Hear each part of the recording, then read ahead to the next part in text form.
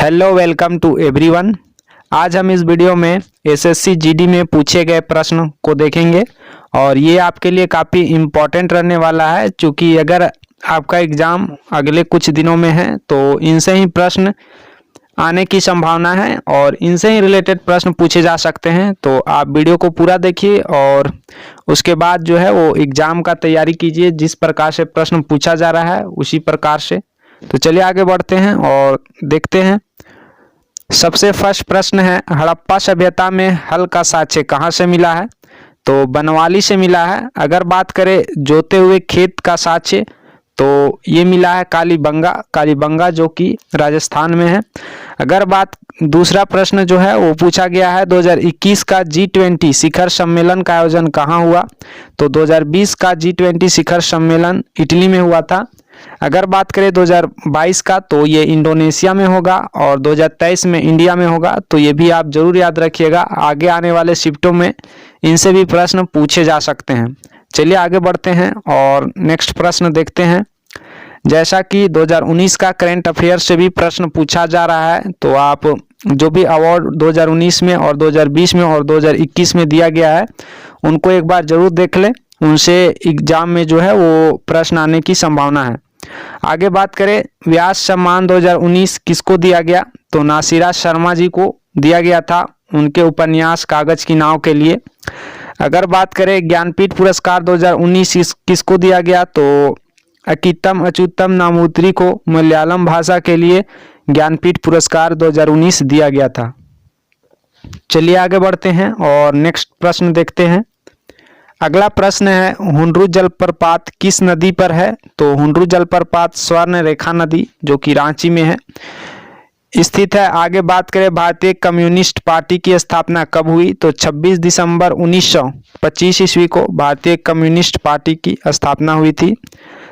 आगे बढ़ते हैं, भारत के उच्चतम न्यायालय के न्यायाधीशों की नियुक्ति कौन करता है? तो भारत के उच्चतम न्यायालय के न्यायाधीशों की नियुक्ति राष्ट्रपति जी के द्वारा अनुच्छेद 124(2) के अनुसार किया जाता है।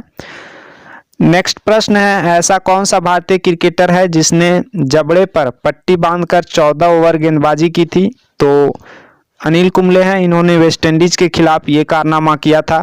आगे बढ़ते हैं और नेक्स्ट प्रश्न देखते हैं। मीनाक्षी मंदिर कहाँ है? मीनाक्षी मंदिर कहाँ है? तो मीनाक्षी मंदिर मदुरई तमिलनाडु में है। बात करें गोवा मुक्ति दिवस कब मनाया जाता है? तो 19 दिसंबर को गोवा मुक्ति दिवस मनाया जाता है। 19 दिसंबर 1961 ईस्वी में गोवा पुर्तगाल से आज़ाद हुआ था, तो इसलिए 29 दिसंबर को गोवा मुक्ति दिवस मनाया जाता है। चलिए आगे बढ़ते हैं और नेक्स्ट पूछे गए प्रश्नों को देखते हैं। तो वाटरलू का युद्ध कब हुआ था? तो 1815 ईस्वी में वाटरलू का युद्ध हुआ था। वर्साय की संधि कब हुई थी? 1919 ईस्वी में वर्साय की संधि हुई थी। अनुच्छेद 76 किससे संबंधित है? तो अनुच्छेद 76 महान्यायवादी से रिलेटेड है। ये भी प्रश्न जो है वो पूछा गया है।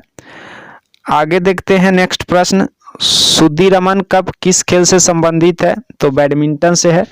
तो कप और ट्रॉफी भी आप जरूर याद कर लीजिए, एक प्रश्न पूछे जा सकते हैं खेल से रिलेटेड। ग्रेट बैरियर रीफ कहाँ स्थित है? तो क्वींसलैंड ऑस्ट्रेलिया में ग्रेट बैरियर रीफ स्थित है। क्रिसमस डे किस दिन को मनाया जाता है? तो ये काफ़ी इजी प्रश्न है और ये पूछा गया था। तो 25 दिसंबर को क्रिसमस डे मनाया जाता है। आगे देखते हैं, डुरंड कप 2020 किस टीम ने जीता? तो एफसी गोवा ने मोहम्मडन स्पोर्टिंग को हराकर डुरंड कप का 130वां संस्करण जीता है। तो आपसे संस्करण भी पूछा जा सकता है और किसे हराकर, तो उपविजेता भी आपसे पूछा जा सकता है, तो आप जरूर याद रखिएगा।